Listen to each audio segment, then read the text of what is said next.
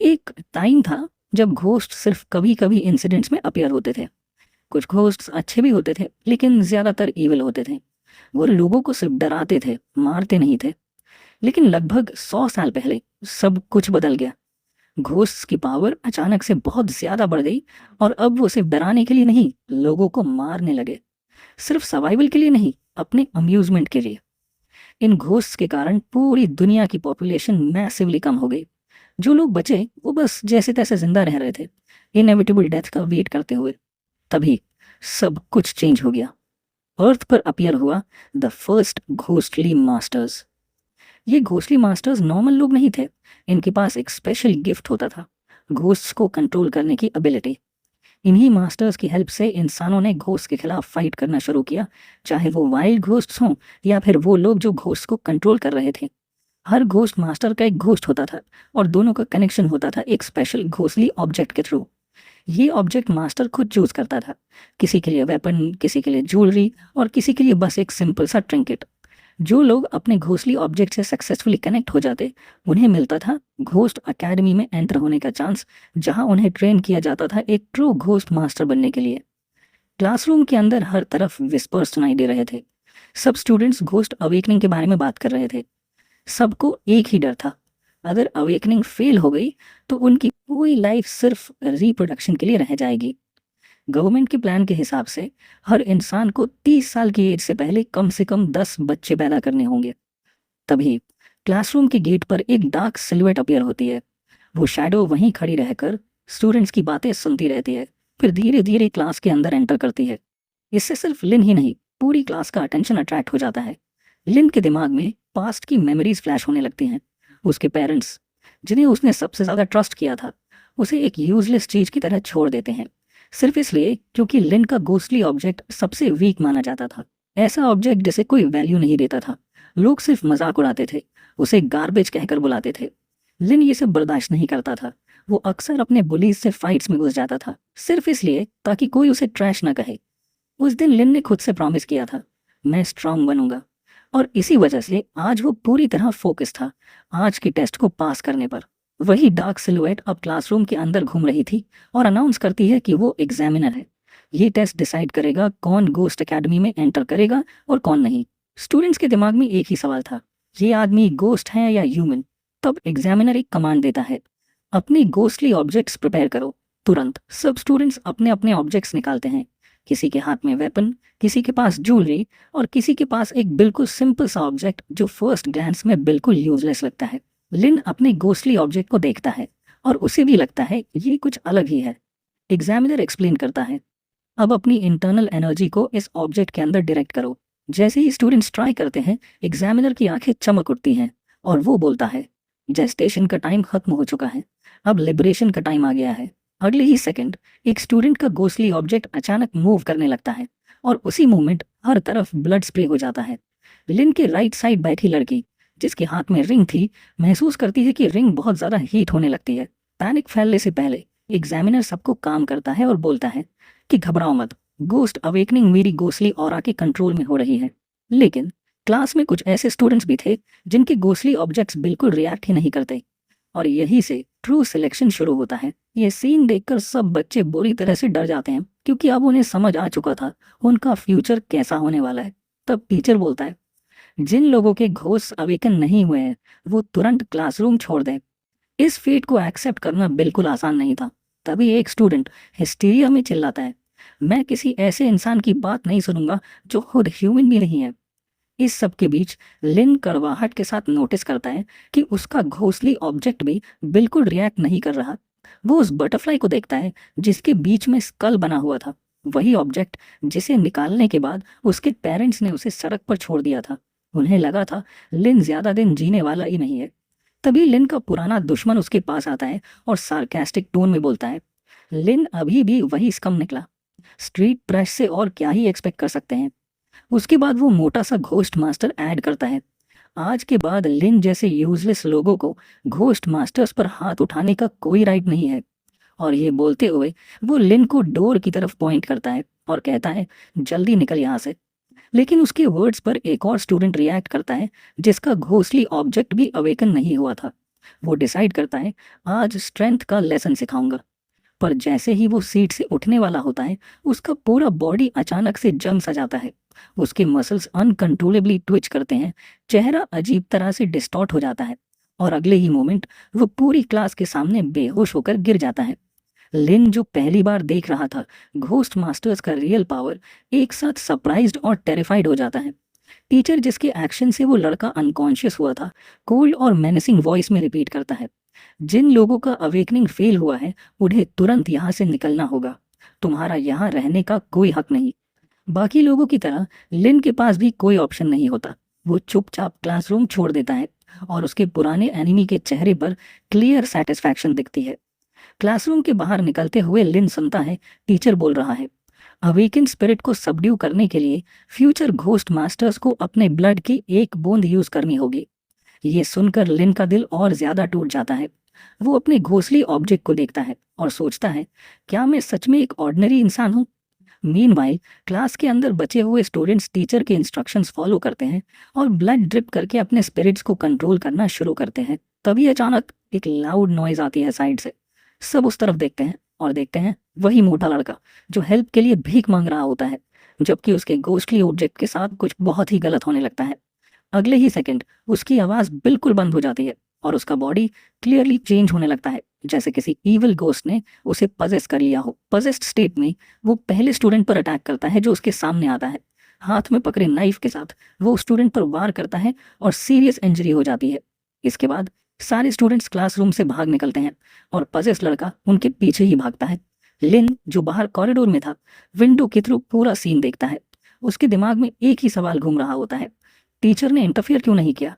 एक पॉसिबिलिटी ये होती है कि टीचर सिर्फ ये देखना चाहता था न्यू गोस्ट मास्टर्स ऐसी सिचुएशन में कैसे रिएक्ट करते हैं। तभी लिन के थॉट्स ब्रेक होते हैं क्योंकि कॉरिडोर में उसका पुराना एनिमी अपीयर होता है और बिना एक सेकंड वेस्ट किए वो लिन को नोटिस कर लेता है। लेकिन इस बार वो लड़का नॉर्मल नहीं था। जैसे ही ईविल गोस्ट लिन की तरफ रश करता है क्लियर था कि वो उसे जिंदा छोड़ने वाला नहीं था। तब अचानक टाइम जैसे स्लो मोशन में चला जाता है। लिन के सामने हवा में एक ग्लोइंग बोर्ड अपीयर होता है जो इन्फॉर्म करता है सिस्टम एक्टिवेटेड। अगला मैसेज आता है ghostly companion formation has begin. और तभी लिन और पोजेस्ड मोटे आदमी के बीच एक सुंदर लड़की अचानक से अपीयर होती है। लिन इंस्टिंक्टिवली अपने हाथों से खुद को कवर कर लेता है क्योंकि जो हो रहा था वो अभी उसकी समझ से बाहर था। उसी वक्त सिस्टम का एक और मैसेज आता है, ghost successfully summoned, ghost level F। लिन नोटिस करता है कि वो लड़की काफी क्यूट है। सिस्टम फिर प्रपोज करता है, सक्सेसफुल समन के लिए आपको एक इम्प्रूवमेंट कैप्सूल मिला है, क्या आप घोस्ट को अपग्रेड करना चाहते हो? लिन बिना हेजिटेशन अग्री करता है। तुरंत अनाउंस होता है, ghost upgraded to level E, system owner की सारी एबिलिटीज एनहांस्ड। ये लिन के लिए बिल्कुल अनएक्सपेक्टेड था। जैसे ही वो अपने आसपास देखता है उसे महसूस होता है कि सब कुछ इंप्रूव हो चुका है, hearing sharper, vision clearer, reflexes faster. तब सिस्टम एक नया टास्क देता है, अपनी घोस्ट को एक नाम दो। सिस्टम एक्सप्लेन करता है, नाम देने से रिलेशनशिप बेटर होगी, बॉन्ड स्ट्रांग होगा और एक्स्ट्रा पंपिंग पॉइंट्स मिलेंगे। लिन को सोचना भी नहीं पड़ता, उसका दिमाग सीधा उसके पास्ट में चला जाता है और कुछ सेकंड्स बाद वो कामली बोलता है, उसका नाम क्रिस्टी होगा। और इसी तरह लिन की घोस्ट का नाम क्रिस्टी फिक्स हो जाता है। जब लिन अपने सिस्टम समन घोस्ट के साथ डील कर रहा होता है तब पजेस्ड मोटा आदमी फिर से मूव करने लगता है। उसी वक्त टीचर कॉरिडोर में अपीयर होता है और स्टूडेंट से कहता है, मेरे पीछे छुप जाओ। टीचर रिवील करता है कि ये एक लेवल D घोस्ट है जो उस लड़के की बॉडी को कंट्रोल कर रहा है और वो अपनी स्पेशल एबिलिटी यूज करने वाला है। लेकिन लिन जो स्ट्रीट्स पर बना हुआ था वो कावर्ड नहीं था। उसके हाथ ऑटोमेटिकली पास पड़ी चेयर की तरफ बढ़ते हैं। अपने दिमाग में लिन सोचता है कि मेरी स्पिरिट उस घोस्ट से लोअर लेवल की है, इसीलिए मुझे पहले खुद पर रिलाई करना होगा। और बिना डरे बिना सेकंड थॉट के वो सीधा अपने पुराने दुश्मन की तरफ चार्ज करता है। चाहे वो आदमी अपनी मर्जी से नहीं, लेकिन अभी भी लिन को मारना चाहता था। पजेस्ड मोटा आदमी नाइफ से स्टैब करने की कोशिश करता है, लेकिन लिन की रिएक्शन स्पीड अब अपग्रेड हो चुकी थी।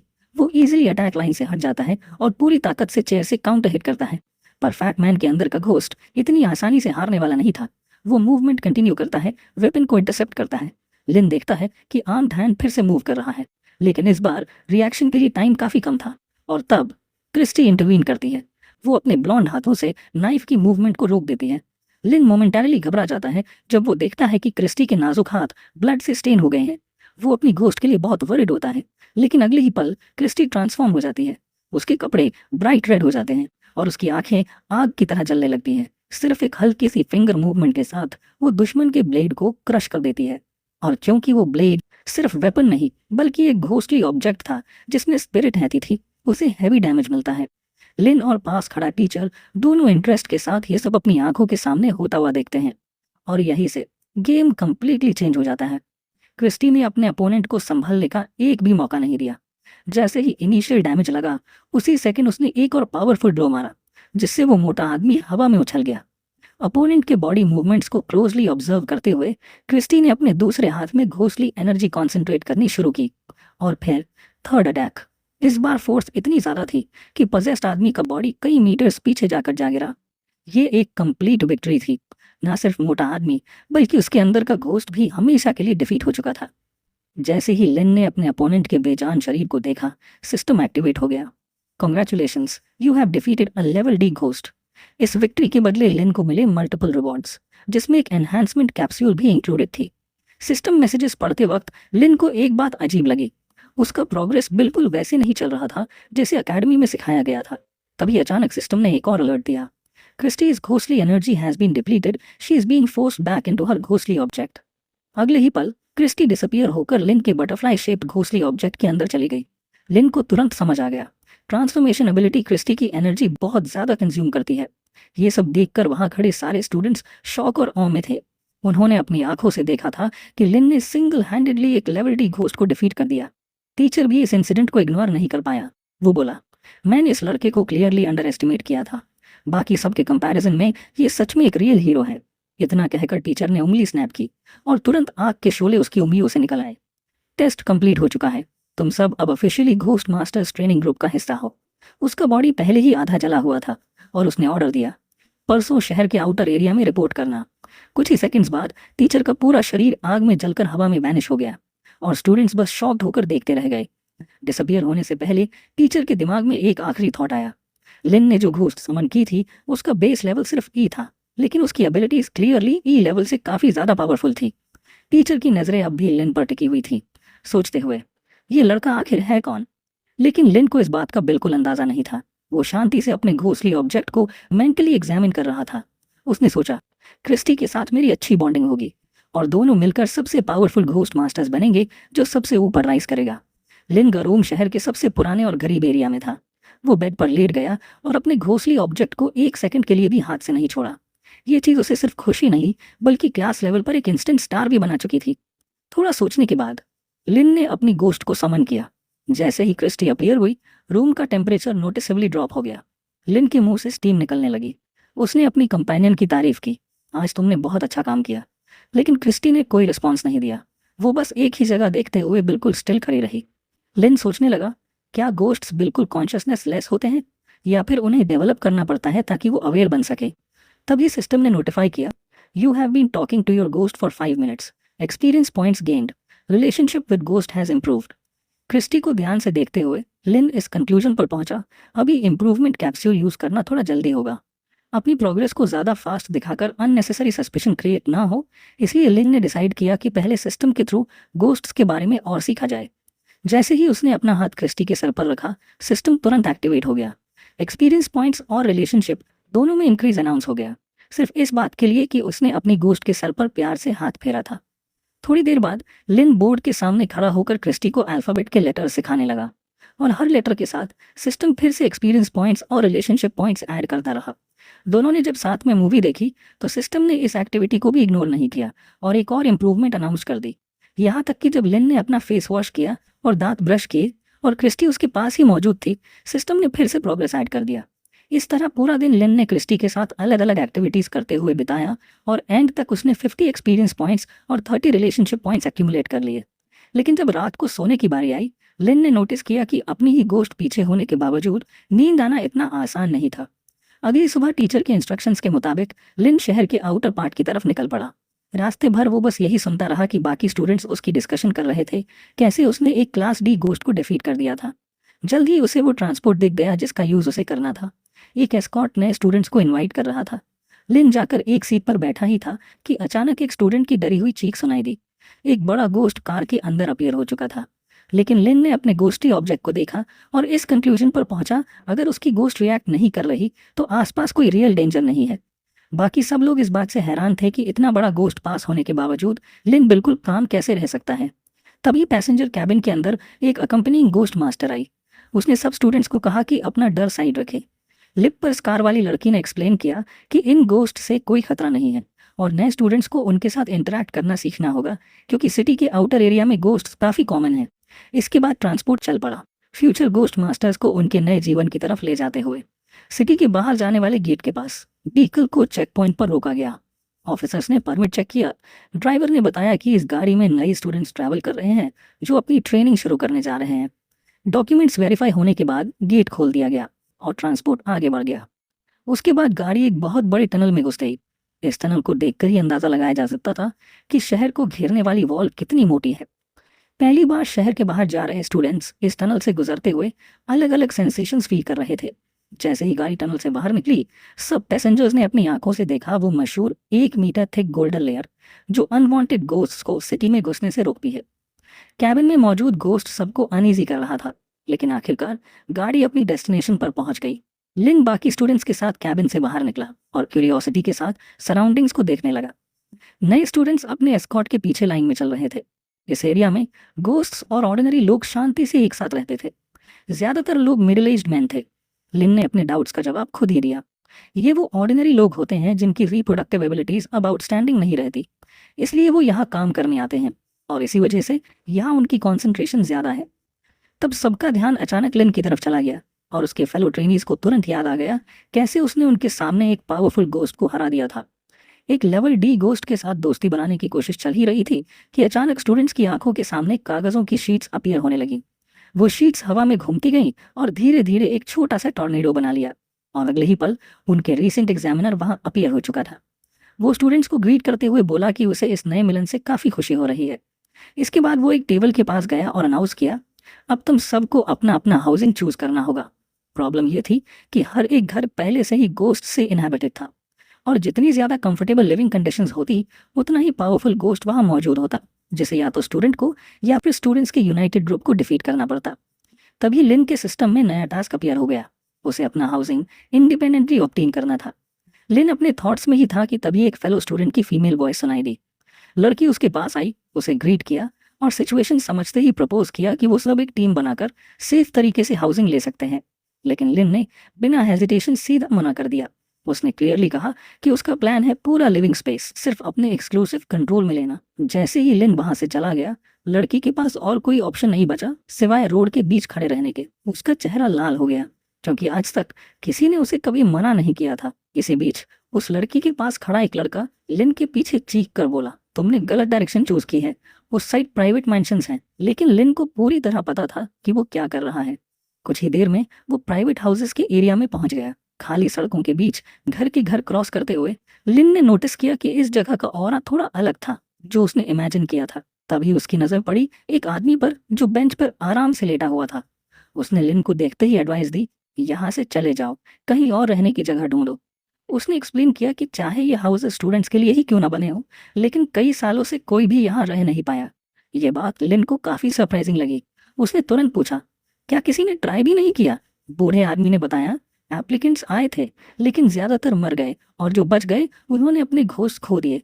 आखिर में उनके पास शहर छोड़ने के अलावा कोई ऑप्शन नहीं बचा और वो ऑर्डिनरी लोगों की तरह ह्यूमन सोसाइटी में घुल मिल गए। ये सब सुनकर लिन ने कैलकुलेट किया कि उसकी घोस्ट और मैंशन में रहने वाले घोस्ट के बीच 2 लेवल्स का डिफरेंस है, जो काफी बड़ा गैप है। तब उसे याद आया अनयूज्ड इंप्रूवमेंट कैप्सूल। जैसे ही उसने एक्टिवेट किया, सिस्टम अनाउंस हुआ, क्रिस्टी का लेवल इंक्रीज होकर अब लेवल डी हो चुका है। इसके बाद लिन सीधा मैंशन के अंदर की तरफ बढ़ गया। पीछे से बूढ़ा आदमी चिल्लाया कि उसका वहां जाना सिर्फ मौत को दावत देना है। लेकिन लिन के दिमाग में सिर्फ एक ही बात चल रही थी, अगर क्रिस्टी अपनी एबिलिटीज यूज करे तो उसकी इफेक्टिव स्ट्रेंथ लेवल सी तक पहुंच सकती है। इसी कॉन्फिडेंस के साथ उसने मैंशन का फ्रंट डोर खोल दिया। अब वो अंदर था, एक बहुत बड़ी स्टेयरकेस के सामने खड़ा। वो सोच रहा था कि इस घर का घोस्ट आखिर छुपा कहाँ होगा, लेकिन उसे देखने का मौका भी नहीं मिला। अचानक लिन खुद को 2nd फ्लोर पर पाता है, लेकिन वहां पहुंचते ही घोस्ट गायब हो चुका था। लिन के हाईली ट्रेंड कान एक और आवाज पकड़ लेते हैं, किचन से आने वाली एक्टिविटी की साउंड। कुछ कदम आगे बढ़कर उसने किचन का दरवाजा खोला, लेकिन अंदर भी कोई नजर नहीं आया। रूम को देखते हुए लिन को ये एहसास ही नहीं हुआ कि उसके पीछे एक हाथ जिसमें नाइफ था धीरे से हवा में उठा। छुरा लिन के सर के ऊपर स्विंग हो चुका था, लेकिन उसी पल क्रिस्टी उसके पीछे अपीयर हुई और अटैक को रोक दिया। तब जाकर लिन ने फाइनली उस गोस्ट को क्लियरली देखा। जैसे ही सर्वेंट गोस्ट ने देखा कि आदमी प्रोटेक्टेड है, वो तुरंत क्रिस्टी से पीछे हट गया और लॉन्ग कॉरिडोर की तरफ मूव करने लगा, जानबूझकर ह्यूमन डिफेंडर को अपने पीछे ल्यूर करते हुए। क्रिस्टी इस ट्रिक में फंस चुकी थी। लिन ने उसे रोकने की कोशिश की, लेकिन उसे ये भी एहसास नहीं हुआ कि उसके आसपास क्या होने वाला है। सिर्फ किस्मत के भरोसे वो एक किचन हैचेट के सडन ब्लो से बच पाया, जो एक नए अपीयर हुए गोस्ट ने मारा था। लिन ने तुरंत वहां से भागने का सोचा, लेकिन तभी एक और गोस्ट ने उसका रास्ता ब्लॉक कर दिया। अब वो चारों तरफ से गोस्ट से घिरा हुआ था। उसके दिमाग में सिर्फ एक ही थॉट था, यहाँ तो सिर्फ एक गोस्ट होना चाहिए था। लेकिन क्रिस्टी कहीं नजर नहीं आ रही थी और लिन को किसी भी तरह अपनी जान बचानी थी। सारी ताकत और एनर्जी इकट्ठी करके लिन ने एक शार्प लीप फॉरवर्ड लगाया और किसी तरह गोस्टली इंसर्कलमेंट से बाहर निकल आया। जैसे ही वो किचन से बाहर निकला और कॉरिडोर में आया, उसी सेकंड सारे गोस्ट्स हवा में डिसॉल्व हो गए। इस चीज ने लिन के दिमाग में एक आइडिया ट्रिगर कर दिया। उसने तुरंत टेस्ट करने का डिसाइड किया। जैसे ही उसने दोबारा किचन का थ्रेशोल्ड क्रॉस किया, बिल्कुल वैसे ही जैसे उसने सोचा था, जैसे ही लिविंग फ्लैश रूम में एंटर हुई, गोस्ट्स फिर से एक्टिवेट हो गए और उसका पैर पकड़ लिया। अब लिन श्योर हो चुका था, ये सारे गोस्ट्स असल में एक ही मेन गोस्ट की एबिलिटी का मैनिफेस्टेशन थे, जो इस मैंशन में रहता था। जरूरी कंक्लूजन्स निकालते ही लिन तेजी से क्रिस्टी को ढूंढने निकल पड़ा। क्रिस्टी को एक गोस्टली क्लोन ने कॉरिडोर्स में ल्यूर कर लिया था। रिसेप्शन हॉल के पास से गुजरते हुए लिन ने फाइनली अपनी गोस्ट को देखा। वो अपनी ही तरह के गोस्ट्स के बीच घिर चुकी थी। लिन उसे चिल्लाकर बताने ही वाला था कि वो ट्रैप में है, लेकिन उसी पल कॉरिडोर गोस्ट फिर से अपीयर हो गया और पीछे से अपने शिकार के करीब आने लगा। इस बार लिन रेडी था। उसने तुरंत अपनी शीट से गोल्डन डैगर निकाला और गोस्ट के अटैक को ब्लॉक कर दिया। लेकिन जो उसने एक्सपेक्ट किया था वो हुआ ही नहीं। उसका काउंटर अटैक बिल्कुल इनफेक्टिव निकला। बड़ी मुश्किल से वो गोस्ट के नाइफ स्ट्राइक से बच पाया। अब लिन धीरे धीरे पीछे हटने लगा और रिट्रीट करते हुए उसी हॉल में आ गया जहाँ क्रिस्टी थी। उसी सेकंड कॉरिडोर गोस्ट गायब हो गया, पीछे सिर्फ कपड़े और वेपन्स छोड़कर। लेकिन हॉल की सिचुएशन बिल्कुल भी बेटर नहीं हुई। वहां मौजूद मेन गोस्ट ने नए ऑब्जेक्ट की प्रेजेंस तुरंत सेंस कर ली और अब गोस्ट्स का पूरा झुंड लिन की तरफ बढ़ने लगा। और ये देखते हुए लिन ने बस अपना वेपन और ज्यादा टाइट पकड़ लिया। इसी डिस्ट्रैक्शन का फायदा उठाते हुए लिन ने तुरंत क्रिस्टी को वापस घोंसली ऑब्जेक्ट में बुला लिया। जैसे ही क्रिस्टी सेफ हुई, लिन धीरे धीरे गोस्ट से भरे हुए हॉल से एग्जिट की तरफ मूव करने लगा।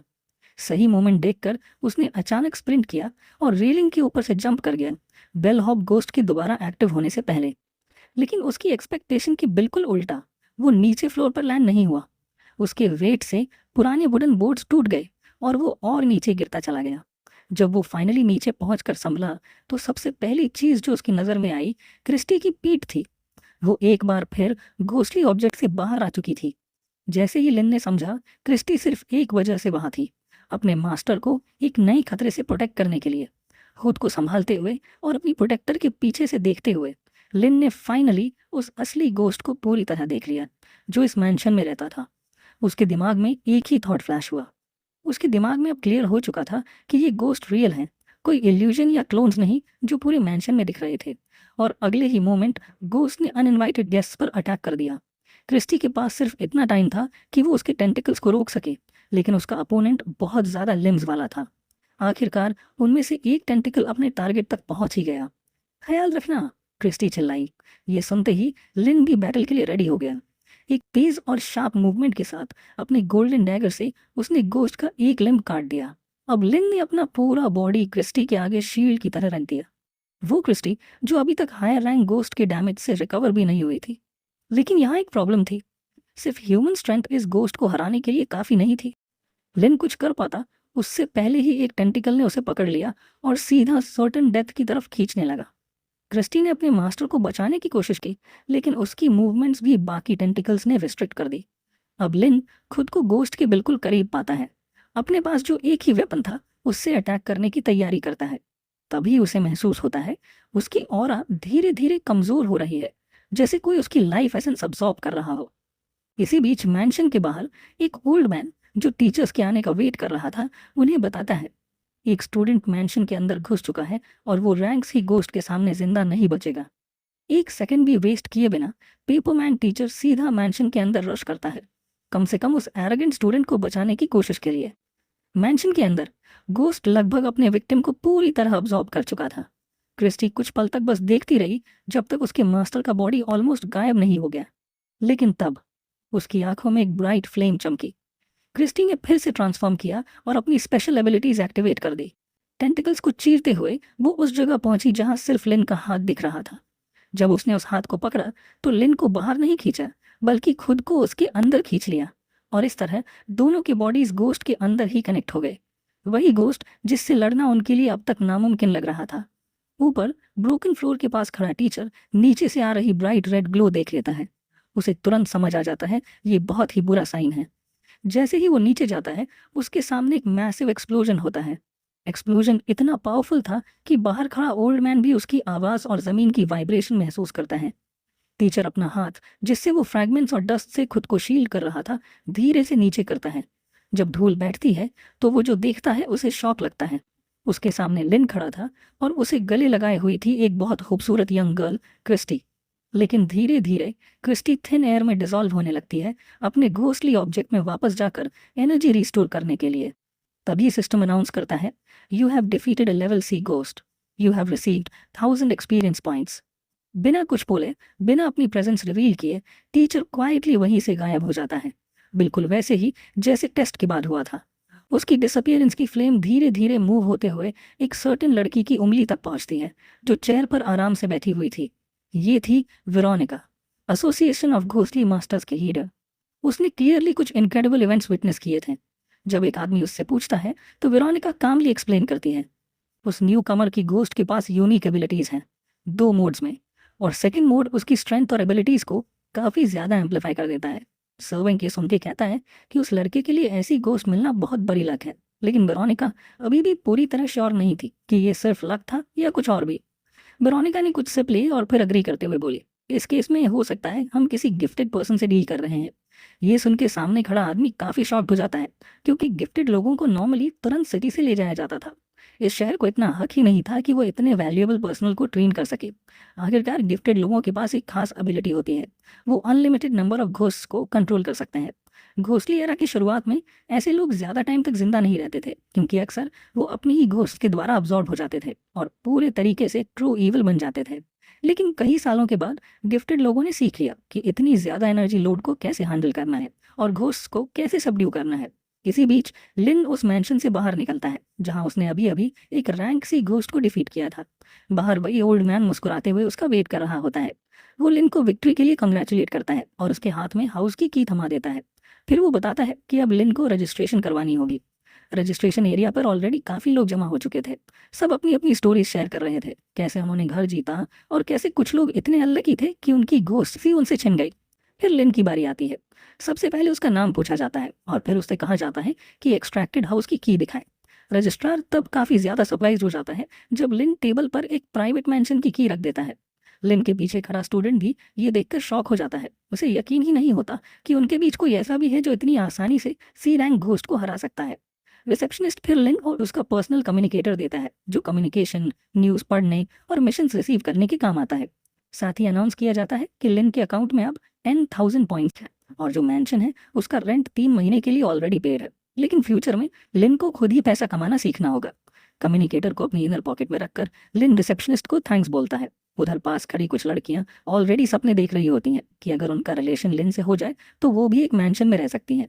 जब रजिस्ट्रेशन कंप्लीट हो जाती है और लिन भीड़ से थोड़ा दूर होता है तो वो अपनी घोस्ट को समन करता है और उसकी एक्सेलेंट हेल्प के लिए उसे फिर से थैंक करता है। इस अचीवमेंट की वजह से लिन को काफी अच्छा बेनिफिट मिला था। लिन गोस्ट गर्ल को शॉपिंग के लिए इनवाइट करता है, लेकिन जैसे ही वो ऑटोमेटिकली उसके सर पर हाथ रखने जाता है, गोस्ट अचानक नोट कर देती है।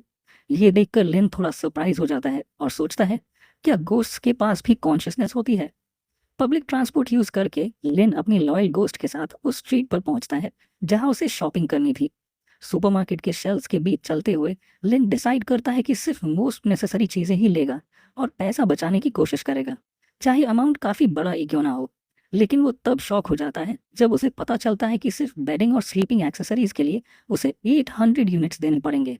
ये यूनिट्स ही एक्चुअल करेंसी थे, जिन्हें लोग अक्सर पॉइंट्स या क्रेडिट्स कहते थे। सेलर एक्सप्लेन करता है कि शॉर्टेज की वजह से प्राइसेस बढ़ गए हैं, इसलिए लिन डिसाइड करता है कि गर्मी की वजह से अभी ब्लैंकेट लेना स्किप कर सकता है। तभी सेलर कहीं इशारा करके पूछता है कि चेकआउट पर आई सारी चीजें काउंट करनी है या नहीं। लिन जैसे ही मुड़कर देखता है, वो देखता है क्रिस्टी, जो मुस्कुराते हुए एक पूरा बंडल टॉयलेट पेपर ले आई होती है। लिन स्माइल के साथ बोलता है, वैसे देखा जाए टॉयलेट पेपर हमेशा एक बहुत ही जरूरी आइटम होता है, लेकिन हालात अभी भी ज्यादा बदले नहीं थे। ग्रोसरी डिपार्टमेंट में तो क्रिस्टी ने कमाल ही कर दिया। वो इतनी मेहनत से एक के बाद एक प्रोडक्ट्स उठाती जा रही कि ट्रॉली पूरी भर चुकी थी। क्लोथिंग डिपार्टमेंट में सिचुएशन और भी ज्यादा खराब हो गई, क्योंकि वहां क्रिस्टी ने सिर्फ विमेंस क्लोथ्स ही कलेक्ट करने शुरू कर दिए। और जब बात आई वेपन्स और एम्यूनेशन डिपार्टमेंट की, तो लिन ने बिल्कुल गिव अप कर दिया। क्रिस्टी जो भी उठा रही थी, लिन बस बिना सोचे सब एक्सेप्ट करता जा रहा था। ऊपर से सिस्टम ने भी खर्च बढ़ा दिया। सिस्टम ने अनाउंस किया इन्वेंट्री रूम फुल हो चुका है और उसे एक्सपैंड करने के लिए 500 क्रेडिट्स और स्पेंड करने पड़ेंगे। इस तरह लिन ऑलमोस्ट सारा पैसा खर्च करके एक ढेर सारा सामान लेकर अपने मैंशन की तरफ निकल पड़ता है। तभी सिस्टम एक और नोटिफिकेशन देता है, your relationship with the ghost has improve bye 30%। अपनी फेथफुल कंपेनियन को देखकर, जो एक बड़ा सा सॉफ्ट टॉय पकड़े हुए थी, लिन मुस्कुराकर सोचता है, चाहे मैंने ऑलमोस्ट सारा पैसा उड़ा दिया हो, लेकिन सबसे इंपॉर्टेंट बात यह है कि क्रिस्टी खुश है। और ये बात उसके चेहरे से क्लियरली दिख रही थी। वो जेन्युइनली खुश थी और हल्की सी मुस्कुराहट भी उसके चेहरे पर थी। जब सारी चीजें अरेंज हो जाती हैं और नया घर थोड़ा सा लिव्ड इन लगने लगता है, लिन मैंशन की टेरेस पर बैठ जाता है। अपना कम्युनिकेटर हाथ में पकड़कर वो अपनी हिलती डुलती फाइनेंशियल कंडीशन सुधारने के बारे में सोचता है।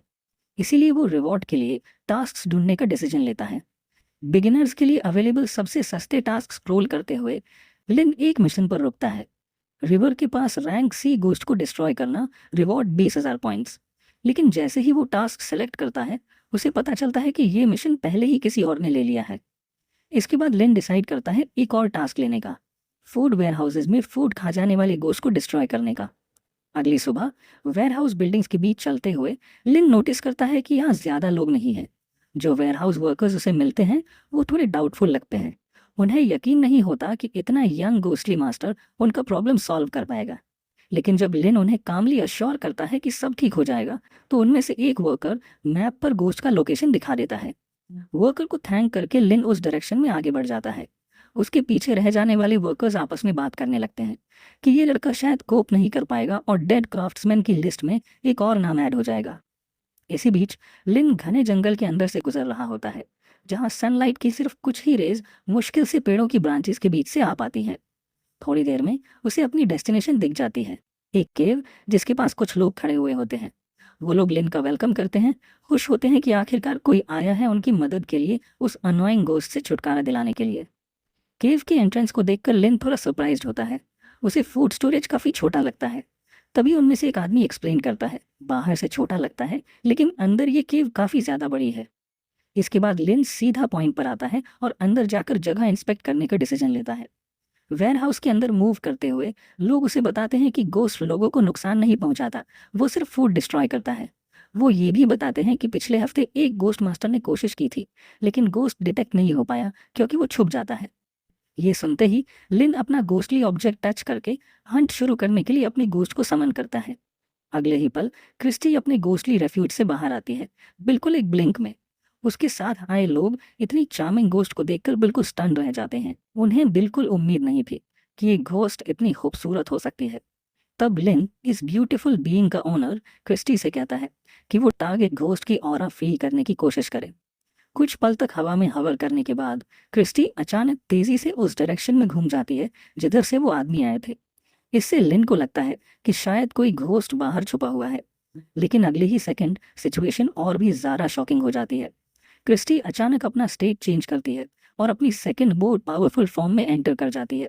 और यहीं पर सरप्राइजेस खत्म नहीं होते। क्रिस्टी के फोरहेड पर एक रियल थर्ड आई खुल जाता है। लिन अपनी आंखों पर यकीन ही नहीं कर पाता। उसे बिल्कुल आइडिया नहीं था कि उसकी घोस्ट के पास इतनी ओवर पावर्ड एबिलिटी भी हो सकती है। क्रिस्टी बिना पल के झपकाए एग्जिट की तरफ देख रही होती है। वहां खड़े आदमी डर के मारे सब कुछ देखते रह जाते हैं। तब अचानक क्रिस्टी अपना हाथ उठाती है और सीधा उंगली से एक आदमी की तरफ पॉइंट करती है। जिस आदमी पर उंगली पॉइंट हुई होती है, वो पूरी तरह शॉक में चला जाता है। उसे समझ ही नहीं आता कि हो क्या रहा है। तभी उसके कपड़ों की एक पॉकेट में अजीब सी मूवमेंट शुरू हो जाती है। लिन के लिए ये और भी ज्यादा सरप्राइजिंग था, क्योंकि घोस्ट ने आदमी की पॉकेट के अंदर छुपना चूज किया था। अगले ही पल उस आदमी के बॉडी में चेंजेस शुरू हो जाते हैं और फिर वो सीधा हवा में उठकर लिन और अपने साथी की तरफ उड़ता हुआ आने लगता है। जैसे ही पोजेस्ड आदमी काफी पास आता है, लिन वेट नहीं करता। एक प्रिसाइज मूवमेंट के साथ वो अपना पैर उठाकर सीधा उसके सर पर किक करता है। किक इतनी पावरफुल होती है कि आदमी का बॉडी कई मीटर्स पीछे जाकर गिरता है। लेकिन जो घोस्ट उसके बॉडी के अंदर था, वो पीछे हटने वाला नहीं था। वो फिर से अटैक के लिए रश करता है। लिन नोटिस करता है कि सिस्टम के थ्रू जो बॉडी एनहांसमेंट्स मिले हैं, उनके बिना कोई नॉर्मल इंसान इस एक हिट में ही सीरियसली इंजर्ड हो जाता है। और जब वो ये सोच रहा होता है कि किसी इंसान के बॉडी में घुसने के बाद घोस्ट फिजिकल कैरेक्टरिस्टिक्स भी चेंज कर लेता है, तभी क्रिस्टी आगे बढ़ती है। एक डेफनिंग और लाइटनिंग फास्ट मूवमेंट के साथ वो पोजेस्ड आदमी को रोक लेती है। अपनी उंगलियां उसके गले पर थोड़ी टाइट करती है, जिससे आदमी मजबूरन अपना मुंह खोल देता है। लिन कुछ बोल भी नहीं पाता, उससे पहले ही क्रिस्टी का दूसरा हाथ सीधा आदमी के मुंह के अंदर होता है और वहीं से वो उसी गोश्त को निकाल लेती है जो फूड सप्लाईज डिवॉर कर रहा था और अब एक इंसान को पजेस कर चुका था।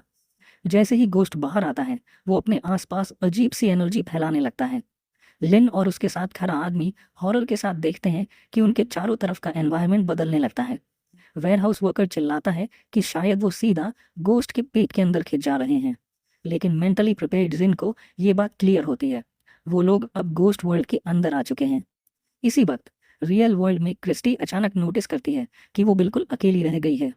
गोस्ट वर्ल्ड के अंदर अटैक और भी ज्यादा ब्रूटल हो जाता है। एक वेयरहाउस वर्कर दीवार से निकलती हुई एक जायंट टंग का शिकार बन जाता है। लिन कुछ शाउट करे उससे पहले ही उसका साथी दीवार पर बने मुंह के थ्रू डिवार हो चुका होता है। लिन मदद करना चाहता है, लेकिन तभी वो नोटिस करता है कि अब उसी को भी खाने की कोशिश हो रही है। अपना गोल्डन डैगर निकालते हुए लिन तुरंत उस जगह स्ट्राइक करता है जहां एक और मुंह बना होता है, जो उसकी टांग पकड़ चुका होता है। एक हाथ में डैगर पकड़कर लिन पूरी ताकत से खुद को उस डेडली ग्रिप से छुड़ाने की कोशिश करता है।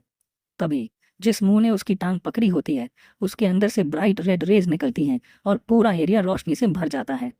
अगले ही पल गोस्टली टेरिटरी लिटरली टूट जाता है और जब लिन आंखें खोलता है तो उसके सामने खड़ी होती है उसकी फेथफुल क्रिस्टी, जो गहरी सांस ले रही होती है। लिन को यकीन ही नहीं होता कि उसकी गोस्ट ने इतनी आसानी से किसी और का गोस्ट वर्ल्ड डिस्ट्रॉय कर दिया। लिन धीरे से क्रिस्टी के पास आता है। इसी बीच सिस्टम अनाउंस करता है बैटल वॉन।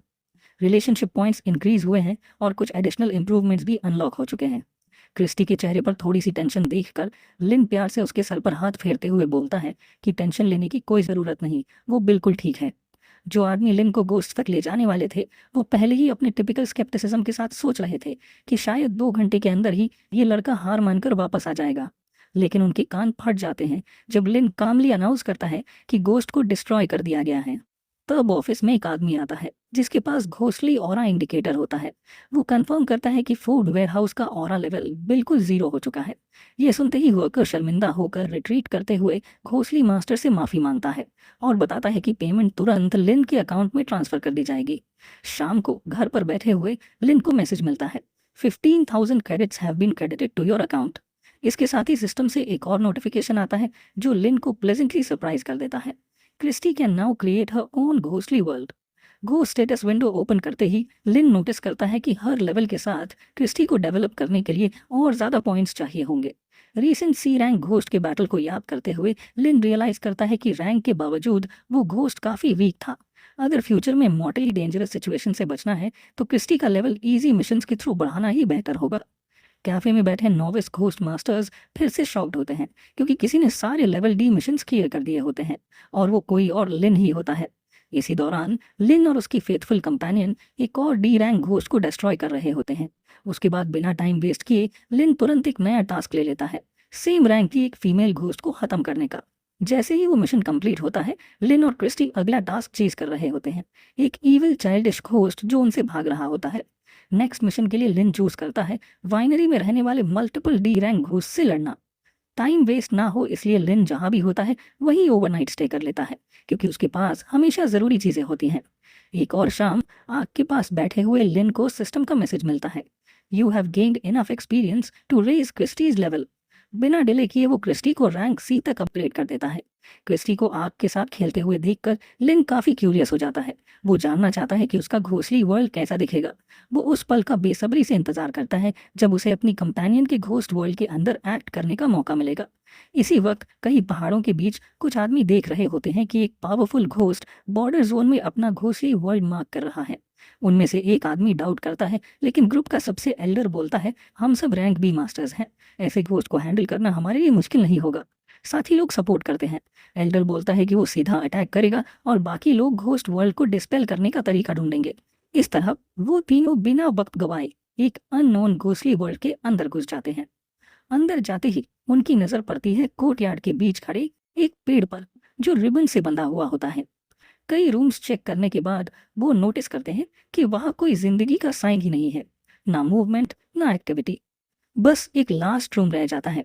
एक स्ट्रॉन्ग किक के साथ वो दरवाजा तोड़ देते हैं और जैसे ही वो अंदर देखते हैं, अनइनवाइटेड विजिटर्स बिल्कुल स्टन रह जाते हैं।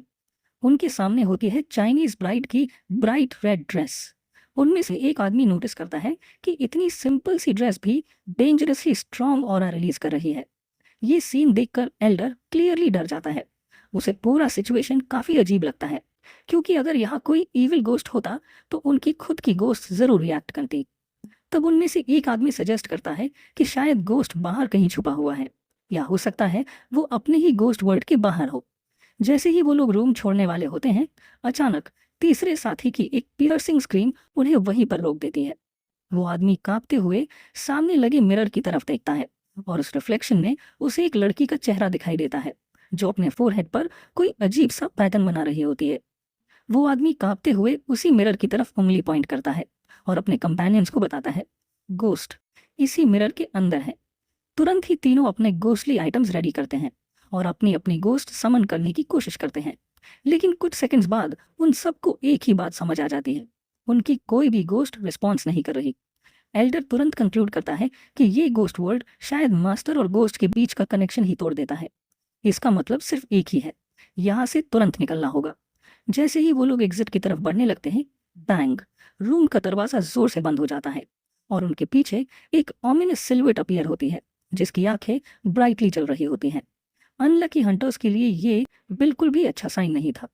कुछ टाइम बाद वो गोस्टली वर्ल्ड जिसमें ये तीनों लालच के चक्कर में घुसे थे, बिल्कुल हवा में गायब हो जाता है। एक लड़की लास्ट बॉडी को इंस्पेक्ट करते हुए एसोसिएशन की लीडर वेरोनिका को इन्फॉर्म करती है। तीनों डेड लोग रैंक बी गोस्ट मास्टर्स थे। वेरोनिका नोटिस करती है कि वो गोस्ट जैसे किसी चीज की तलाश में हो और फिर से बॉडीज के पास अपीयर होती है। वेरोनिका पूछती है, ये गोस्ट आखिर ढूंढ क्या रही है? लड़की जवाब देती है कि उसके पास इस बारे में एग्जैक्ट इन्फॉर्मेशन नहीं है, बस इतना पता है कि ये गोस्ट मेट्रोवर्सिटी से आई है। वो कहती है, अगर एसोसिएशन को पता चल जाए कि गोस्ट क्या चाहती है तो उनके लिए ट्रैप सेट करना पॉसिबल हो सकता है। इसके बाद वेरोनिका तुरंत ऑर्डर देती है, सब गोस्ट मास्टर्स को वार्न फिरा जाए, सिटी के बाहर जाने पर डेंजर नोटिस इशू हो। जब तक ये गोस्ट एक्टिव है, बीएमई सिटी ऑफिशियली क्लोज्ड रहेगी। उधर मिशंस की लिस्ट चेक करते हुए लिन थोड़ा सरप्राइज्ड हो जाता है। उसे दिखता है कि रैंक सी मिशंस काफी ज्यादा हो गए हैं, जो पहले मास्टर्स तुरंत उठा लेते थे। लगता है वो सब अचानक ही गायब हो गए हैं और ये चीज लिन के लिए एक्चुअली एडवांटेज बन जाती है। अब लिन उस जगह की तरफ बढ़ रहा होता है जहां टास्क के मुताबिक एक रैंक सी किलर गोस्ट को डिस्ट्रॉय करना है। फॉरेस्ट के अंदर चलते हुए लिन अचानक नोटिस करता है, लोग पेड़ों की ब्रांचेस से लटके हुए हैं। उसे तुरंत फील होता है कि जिस गोस्ट की वो तलाश में है उसका कोई हैंगिंग टाइप ऑब्सेशन लगता है। लगभग आधा घंटा फ्रूट फॉरेस्ट के अंदर चलने के बाद लिन नोटिस करता है कि प्लांटेशन अननेचुरली बहुत ज्यादा बड़ी है। जब वो एक और डेड बॉडी देखता है तो उसे एक झटका लगता है। ये बॉडी उसने पहले भी देखी थी और उसी सेकंड पेड़ों पर लटकी बॉडीज की काउंट अचानक बहुत ज्यादा बढ़ जाती है। लिन तुरंत रियलाइज करता है वो शायद काफी देर से एक घोस्टली वर्ल्ड के अंदर ही है, जो एक फ्रूट फॉरेस्ट जैसा दिखता है। जब लिन सराउंडिंग्स को समझने की कोशिश कर रहा होता है, उसे पता ही नहीं चलता कि डेंजर पीछे से पास आ चुका है। जैसे ही वो मूवमेंट नोटिस करता है, उसे समझ आ जाता है कि वो उस मूविंग घोस्टली ऑब्जेक्ट को हाथ से पकड़ ही नहीं सकता। अगले ही पल एक जिंदा रोप जो अपनी मर्जी से हिल रही होती है, लिन के गले के अराउंड जोर से लपेट जाती है। लेकिन किलर गोस्ट आगे कुछ कर पाता उससे पहले ही क्रिस्टी इंटरवीन कर लेती है। वो आसानी से रोप को लिन के गले से हटा देती है, जो लिन खुद नहीं कर पाया था। लेकिन खतरा अभी खत्म नहीं हुआ था। उसी सेकंड चारों तरफ लटके हुए हैंग्ड मैन अचानक जिंदा जैसे हो जाते हैं और एक साथ लिन और उसकी कंपेनियन की तरफ रश कर देते हैं। इसी वक्त क्रिस्टी के हाथ में पकड़ी हुई गोस्टली रोप एक्टिवेट हो जाती है और खुद क्रिस्टी को ही लपेटना शुरू कर देती है। लेकिन बस थोड़ी सी ताकत लगाते ही क्रिस्टी उस रोप को आसानी से छोटे छोटे टुकड़ों में फाड़ देती है। इसके बाद अपनी स्पेशल स्किल्स यूज करते हुए वो सामने आ रहे गोस्ट्स पर आग का पूरा बैराज गिरा देती है। अगले ही पल सिस्टम अनाउंस्ड बैटल 1। इसके साथ ही ये भी बताया जाता है कि ओनर को एक आइटम मिला है, डैमेज्ड गोस्टली रोप। भले ही लिन अभी तक क्रिस्टी का गोस्टली वर्ल्ड नहीं देख पाया था, लेकिन वो खुश था क्योंकि उसे एक रोप और एक गोस्टली पिल मिली थी जिसे वो अच्छे दाम पर बेच सकता था। इसी बीच बीएमई सिटी के बाहर हर जगह सिर्फ एक ही बात हो रही थी, एक नए पावरफुल गोस्ट का अपीयरेंस और पूरी सिटी का क्लोजर। गोस्टली मास्टर्स का मूड बिल्कुल भी ऑप्टिमिस्टिक नहीं था, क्योंकि हर साल गोस्ट की गिनती सिर्फ बढ़ती जा रही थी। एक जगह कुछ मास्टर्स बैठकर बात कर रहे होते हैं। उनमें से एक आदमी एक टैलेंटेड न्यू कमर के बारे में बता रहा होता है। उसने पहले ही ट्राई में एक रैंक सी गोस्ट को हरा दिया और पूरा मैंशन जीत लिया। ये सुनकर सामने बैठा आदमी धीरे से बोलता है, इसका मतलब उस न्यू कमर के पास बहुत ही पावरफुल गोस्ट होगी। वो आगे कहता है, अगर हम उसे ढूंढ कर मार दें तो उसकी गोस्ट को फैबुलस प्राइस पर बेचा जा सकता है, सीधा अमीर हो जाएंगे। जल्द ही उन्हें पता चल जाता है कि लिन का घर कहाँ है। एक राह चलते आदमी बताता है कि शायद वो घर पर नहीं है, क्योंकि शाम तक भी घर की लाइट नहीं जलती। वो आदमी सरप्राइज होता है कि न्यू कमर सिटी के बाहर मिशंस लेने की हिम्मत कर रहा है। फिर वो पूछता है, वैसे तुम लोग लिन से क्या चाहते हो? ये सुनते ही वो आदमी तुरंत समझ जाते हैं और बोलते हैं, बस क्यूरियोसिटी है, उस लड़के को देखना चाहते हैं जिसके बारे में पूरी सिटी बात कर रही है। जब वो आदमी वहां से चला जाता है तो अटैकर्स आपस में डिसाइड करते हैं लिन को सिटी के बाहर ही ढूंढा जाएगा। वहां बिना किसी शक या गवाह के उसे मारना और भी इजी होगा। प्लान बिल्कुल परफेक्ट लगता है। उनमें से एक आदमी अभी से इमेजिन करने लगता है कि वो उस कोस्ट के पैसों से मिलियंस कैसे खर्च करेगा। उधर सुबह हो चुकी होती है, लेकिन लिन के कैंप में क्रिस्टी की क्लोज सुपरविजन में आग अभी भी जल रही होती है। टेंट से बाहर झांककर लिन सरप्राइज होता है कि उसकी कंपेनियन पूरी रात एंट्रेंस पर ही खड़ी रही। क्रिस्टी जब लिन को देखती है तो अचानक गहरा ब्लश कर जाती है और अपना चेहरा छुपा लेती है, जैसे वो अपनी मेहनत के लिए प्रेज का वेट कर रही हो। लिन भी देर नहीं करता, वो प्यार से उसके सर पर हाथ फेरता है और कुछ काइंड वर्ड्स बोलता है। फिर लिन अपना कम्युनिकेटर ऑन करता है और सैटेलाइट से कनेक्ट होता है। उसे कई अनरेड मैसेजेस दिखते हैं, पावरफुल गोस्ट के अपीयरेंस के बारे में, सिटी क्लोजर की ऑफिशियल नोटिस के बारे में। साथ ही एक मैसेज उसके फेलो स्टूडेंट का भी होता है। वो बताता है कि कुछ आदमी उसे काफी सस्पिशियस लग रहे हैं और शायद लिन में इंटरेस्ट ले रहे हैं। ये सब पढ़कर लिन तुरंत समझ जाता है, जेलस लोग एक्टिव हो चुके हैं। वो सोचता है कि सिटी बंद होने की वजह से शायद वो उसे ढूंढ ना पाए, लेकिन अगर वो सिटी के बाहर जाने में सक्सेसफुल हो गए तो प्रॉब्लम हो सकती है, क्योंकि पिछले कुछ दिनों से रैंक सी मिशन सिर्फ लिन ही ले रहा था। इसका मतलब अगर वो लोग टास्क लिस्ट पर नजर रखेंगे तो जैसे ही लिन कोई मिशन उठाएगा वो तुरंत उस लोकेशन पर पहुंच सकते हैं। ऐसे हालातों में सब कुछ लक पर छोड़ देना बहुत खतरनाक हो सकता है। सर्टेन डेथ का मतलब समझ चुका था लिन, इसलिए उसने तुरंत एक्शन लेने का डिसीजन लिया। वो सीधा उस जगह की तरफ निकल पड़ा जहां उसका नेक्स्ट टास्क था। इंटरेस्टिंग बात यह थी कि लिन एक जगह का टास्क कंप्लीट करते हुए बिल्कुल अलग लोकेशन पर एक और मिशन लेने वाला था। कुछ ही देर में लिन खुद को एक क्वेरी में पाता है जहां उसे एक ऐसे गोस्ट को डिस्ट्रॉय करना था जो बार बार लैंडस्लाइड करवा देता था और काम में रुकावट बन रहा था। फेस पर हल्की सी स्माइल के साथ लिन सोचता है, कहीं लिखा तो नहीं है कि पहले टास्क एक्सेप्ट करो फिर ही उसे कंप्लीट करो। इसी बीच लिन को ट्रैक कर रहे किलर्स को नोटिस होता है कि एक टास्क फेमस माउंटेन एरिया में एक्सेप्ट हुआ है। पूरी रात वेट करने के बाद जैसे ही उन्हें लगता है कि लिन वहां आएगा, दोनों किलर्स उस माउंटेन की तरफ रश कर जाते हैं, प्लानिंग करते हुए कि लिन से पहले पहुंचकर एम्बुश सेट किया जाए। उधर माउंटेन की एक लोनली बिल्डिंग में ट्रैप लग चुका होता है, पर उन्हें क्या पता था, उसी वक्त लिन अपनी फेथफुल गर्लफ्रेंड क्रिस्टी की हेल्प से क्वेरी के गोस्ट को ऑलरेडी डिफीट कर चुका था। लिन फोरमैन के पास जाकर कैजुअली बोलता है कि गोस्ट का काम हो गया है। फोरमैन शॉक हो जाता है क्योंकि उसे याद ही नहीं था कि किसी ने ये टास्क लिया हो। तब लिन अपना स्विच बोर्ड पीछे छुपाकर बटन प्रेस करता है और मिशन ऑफिशियली एक्सेप्ट हो जाता है। फोरमैन जैसे ही चेक करता है, स्क्रीन पर दिख जाता है कि टास्क सच में एक्सेप्ट और कंप्लीट हो चुका है। उसी सेकंड माउंटेन पर एम्बुश में बैठे किलर्स देखते हैं कि क्वेरी का टास्क एक्सेप्ट हुआ है। उनमें से एक बोलता है, हो सकता है सिटी के बाहर कोई और गोस्टली कास्टर हो। दूसरा अग्री करता है और प्रपोज करता है कि स्प्लिट हो जाते हैं। एक किलर क्वेरी की तरफ निकल जाता है और दूसरे को बोलता है, जैसे ही लेन आए तुरंत मुझे इन्फॉर्म करना। कुछ घंटों बाद वो किलर फोरमैन से बात कर रहा होता है, जो कंफर्म करता है कि एक यंग लड़का यहाँ आया था और गोस्ट डिस्ट्रॉय करके चला गया। गुस्से में वो डर लगने वाली आवाज में पूछता है, वो लड़का कहाँ गया? फोरमैन कांपते हुए सिर्फ डायरेक्शन दिखा पाता है।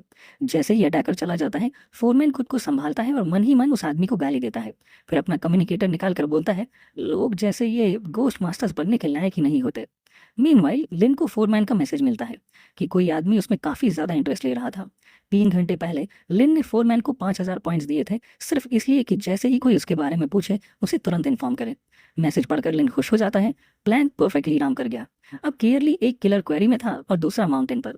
क्रिमिनल्स वेट कर रहे थे कि लिन नेक्स्ट टास्क ले, और लिन ने उन्हें ज्यादा वेट नहीं करवाया। वो तुरंत एक और मिशन एक्सेप्ट करता है, वाटर गोस्ट। क्रिस्टी की हेल्प से घोस्ट को काफी क्विकली डिफीट कर दिया जाता है। अपनी केव से निकलकर लिन सीधा माउंटेन की तरफ निकल पड़ता है।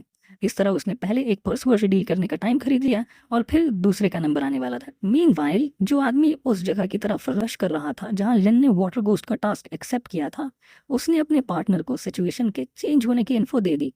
लेकिन उन्हें जरा भी अंदाजा नहीं था कि कब का वो हंटर्स से प्रे बन चुके हैं। लिन अपने गोल के काफी करीब पहुंच चुका था। तभी अचानक उसका घोंसली ऑब्जेक्ट रिएक्ट करने लगता है। उसी मोमेंट क्रिस्टी उसके पीछे अपीयर होती है और इस बार वो अपनी सेकंड फॉर्म में होती है। वो अचानक अपने मास्टर के पास आती है और उसके कपड़ों का फैब्रिक उन दोनों के अराउंड घूमने लगता है।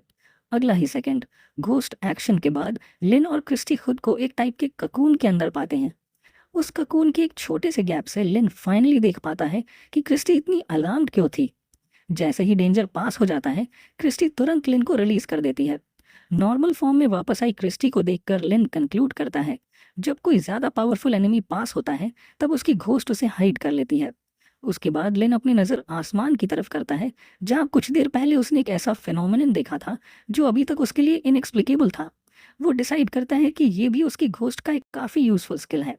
तभी सिस्टम अनाउंस करता है, न्यू एबिलिटी अवेकन होने के साथ ओनर को लॉटरी स्पिन करने का राइट मिलता है और इस बार लिन के पास सिर्फ एक अटेम्प्ट होता है। बिना टाइम वेस्ट किए लिन स्पिन करता है। व्हील रुकते ही सिस्टम बताता है कि अब उसके लिए घोस्ट आर्टिफैक्ट्स रिस्टोर करने का ऑप्शन अनलॉक हो चुका है। लिन महसूस करता है जैसे रेस्टोरेशन की एबिलिटीज डायरेक्टली उसके दिमाग में जनरेट हो रही हो, लेकिन इसके लिए ज्यादा एनर्जी चाहिए थी। वो क्रिस्टी की तरफ देखता है और उससे अपना हाथ देने को कहता है। फिर लिन घोस्टली रोप का एक पीस उसके हाथ में रखकर बोलता है, इसमें अपनी एनर्जी फ्लो होने दो। अगला ही सेकंड सिस्टम अनाउंस करता है, रेस्टोरेशन सक्सेसफुल, और लिन के हाथ में अब एक पूरी घोस्टली रोप होती है जो नेक्स्ट बैटल्स में काफी यूजफुल हो सकती है। तभी अचानक लिन के पीछे से किसी की आवाज आती है। एक वुमन उसके पास आकर पूछती है, क्या तुमने अभी स्काई में कुछ अनयूजुअल देखा? पर तुरंत ही वो बोलती है, छोड़ो, अगर देखा होता तो तुम जिंदा नहीं होते। आगे चलकर वो वार्न करती है कि सिटी के बाहर अब काफी डेंजर है और लिन को वापस जाने की एडवाइस देती है। अकेला रह जाने के बाद लिन सोचने लगता है, एसोसिएशन उस घोस्ट को क्यों ढूंढ रही है जिससे क्रिस्टी ने उसे हाइड किया था? क्या वही घोस्ट सिटी बंद होने की वजह है? जो कुछ उसने देखा था उसे याद करके लिन सिर्फ इतना ही सोच पाता है, अच्छा हुआ वो घोस्ट गलत डायरेक्शन में मूव कर रहा था, क्योंकि लिन को अब और भी जल्दी निकलना था। मीनवाइल 3 घोसी मास्टर्स की डेथ के बाद एक ऑपरेशनल हेडक्वार्टर सेटअप किया जाता है। सारा डेटा स्टडी करने के बाद वेरोनिका कंक्लूड करती है कि उन मास्टर्स पर पीछे से गंदी तरह अटैक हुआ था। उन्हें अपने गोस्ट समन करने का टाइम तक नहीं मिला। जैसे ही वेरोनिका ड्रिंक का एक सिप लेने वाली होती है, अचानक वो कप में जो था उसे थूक देती है। उसके पास खड़ा यंग मैन तुरंत समझ जाता है वो शुगर डालना भूल गया था। वेरोनिका स्टन लड़के को देखकर बोलती है कि थैंकफुली कुछ फेटल नहीं हुआ, लेकिन फ्यूचर में शुगर भूलने को मना करती है। तभी उसके स्विच बोर्ड से एक आवाज आती है, गोस्ट के ट्रेल को फॉलो किया जा रहा है। वेरोनिका कोऑर्डिनेट्स भेजने को कहती है। स्पीकर से आवाज आती है कि अभी अभी एक स्टूडेंट के साथ एनकाउंटर हुआ है और एजुकेशनल इंस्टीट्यूशन को इन्फॉर्म करने को बोला जाता है। एसोसिएशन के लीडर ने तुरंत समझ लिया कि कौन सा डेंजरस लेवल का स्टूडेंट अकेला इधर उधर घूम रहा है। मीनवाइल लिन ऑलरेडी माउंटेन तक पहुंच चुका था, वही जगह जहां एक किलर उसके लिए एम्बुश लगाकर बैठा था।